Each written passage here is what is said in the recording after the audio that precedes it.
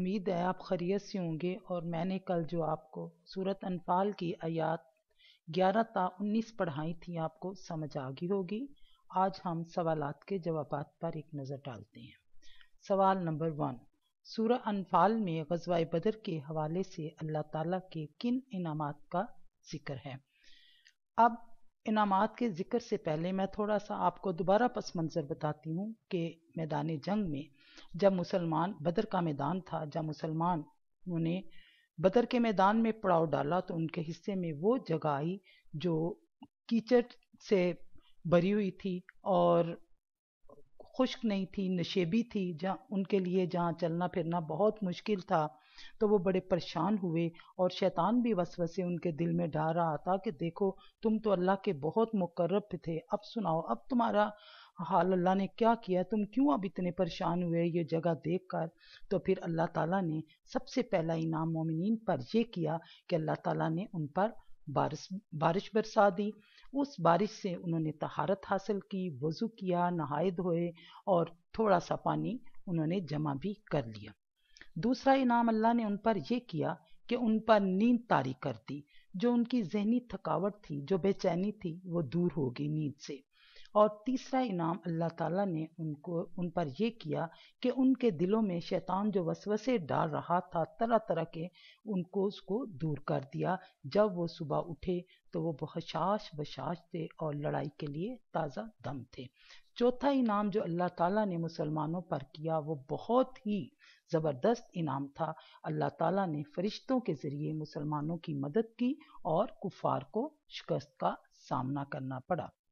سوال نمبر 2، کفار کے ساتھ مقابلے کی صورت میں سورہ انفال میں کیا ہدایات دی گئی ہیں؟ اب جیسا کہ میں نے آپ کو آیات کی تشریح کرتے ہوئے بھی بتایا تھا کہ میدان جنگ میں جب مسلمانوں کا کفار سے مقابلہ ہو تو وہ ہرگز میدان جنگ کو نہ چھوڑیں، اور اس کے لیے اللہ تعالیٰ نے 2 صورتیں بتائی ہیں۔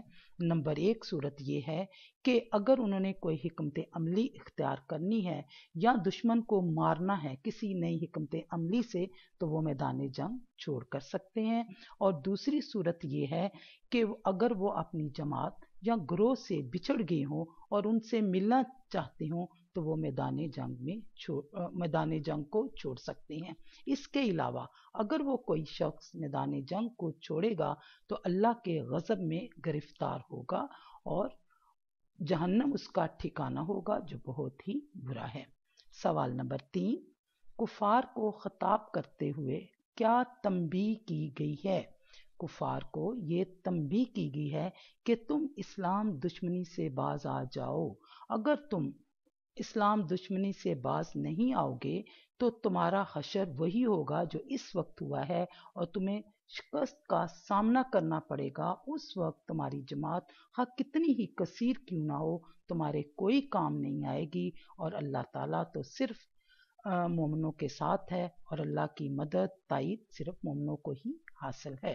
اب ہم آتے ہیں ایم سی کیوز کی طرف۔ اس 11 تا 19 آیات میں 4 ایم سی کیوز بنے ہیں۔ سب سے پہلے غزوہ بدر میں اللہ تعالیٰ نے مسلمانوں پر کتنے انعامات کا ذکر کیا؟ 4 کا ذکر کیا ہے۔ نمبر 2، کینکریاں پھینکنے والا ہاتھ کس کا تھا؟ یہ حضور صلی اللہ علیہ وسلم کا ہاتھ تھا۔ نمبر 3، میدان جنگ چھوڑنے کی کتنی صورتیں ہیں؟ جیسا ابھی آپ کو میں نے سمجھایا ہے کہ 2 صورتیں ہیں۔ نمبر 4، اللہ تعالیٰ مومنوں کو آزمائے گا احسان سے۔ تو بچوں آج کا اتنا ہی کافی ہے سبق، اور کل آپ سے دوبارہ ملیں گے اور پھر آپ سے باتیں بھی ہوں گی اور آپ کو سبق بھی سمجھایا جائے گا۔ اوکے، اللہ حافظ۔